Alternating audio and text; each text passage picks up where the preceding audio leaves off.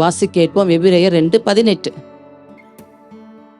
அவர் தாமே சோதிக்கப்பட்டு பாடுபட்டதினாலே அவர் சோதிக்கப்படுகிறவர்களுக்கு உதவி செய்ய வல்லமை மிக்கவராக இருக்கிறார். ஹல்லேலூயா. ஆனா அவர் சொல்றாரு, நான் அந்த சோதனைக்குள்ள போனேன் மகனே மகளே, எனவே சோதிக்கப்படுகிற உனக்கும் நான் உதவி செய்ய எப்படி இருக்கேன், வல்லவரா இருக்கிறேன். ஹல்லேலூயா. எவ்வளோ பெரிய ஆறுதல் பாருங்களேன், எவ்வளோ பெரிய வார்த்தை பாருங்களேன். இன்னைக்கு நிறைய நேரங்களை சொல்றான், எனக்கு உதவி செய்ய யாருமே இல்லைங்க, என் கஷ்டத்துல, என் தேவைகள்ல, என் சரீர பலவீனத்துல எனக்கு உதவி செய்ய யாருமே இல்லையே. நீ சொல்லாதீங்க. உதவி செய்ய வல்லமை மிக்க அந்த ராஜாதி ராஜா உங்களுக்குள்ள எனக்குள்ளே வாழ்ந்து கொண்டு இருக்கிறார். எனவே அவர் உதவி செய்ய அவர் வல்லமை மிக்கவராக இருக்கிறார். அடுத்த ஒரு கேள்வி, அவர் எப்படி, யார் மூலம், எப்படி நமக்கு உதவி செய்வார்? ரோமர் 8:26.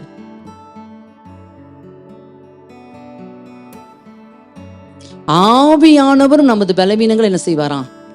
அப்போ யாரை சார்ந்து கொள்ளணும்? பரிசுத்த ஆவியானவரை சார்ந்து கொள்ளணும். ஃபர்ஸ்ட் என்ன ஹெல்ப் பண்றாராம்?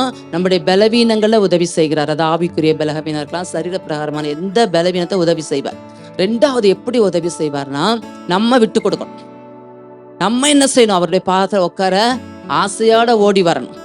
ஆண்டவரே, நீரும் நானும் இணைந்து இந்த வேலையை செய்ய போறோம், என் கூட நல்ல ஃப்ரெண்டா நீங்க இருந்து என்னோட செயல்படுங்க. இப்படி சொல்ல சொல்ல சொல்ல சொல்ல அவர் நமக்குள்ள இறங்கி வந்து உதவி செய்ய வல்லமை மிக்கவராக இருக்கிறார். எல்லா நேரங்களிலும் எல்லா சூழ்நிலைகளிலும் அவருக்கு நம்ம விட்டு கொடுக்கும் பொழுது, நமக்குள்ளா இருந்து மண்ணான நம்ம மேல அவருடைய மகிமையினால் நிரப்பப்படும் பொழுது எல்லா விதத்திலும் நமக்கு உதவி செய்ய அவர் வல்லமை மிக்கவராக இருக்கிறார். உங்க வேலை ஸ்தலங்கள பிரச்சனையா, உங்களோட பக்கத்து வீட்டுனால பிரச்சனையா, உங்களால் நிம்மதியா உட்காந்து ஜெபிக்க முடியலையா, ஆவியானவர்கிட்ட உங்களை விட்டு கொடுத்துடணும். ஆவியானவர் நமக்கு பலவீனங்களை உதவி செய்வார். இந்த வல்லமை மிக்கவர் எப்படிப்பட்ட காரியங்களை வல்லமை செய்வார்? நமக்கு உதவி செய்ய வல்லமை மிக்கவராக இருக்கிறார்.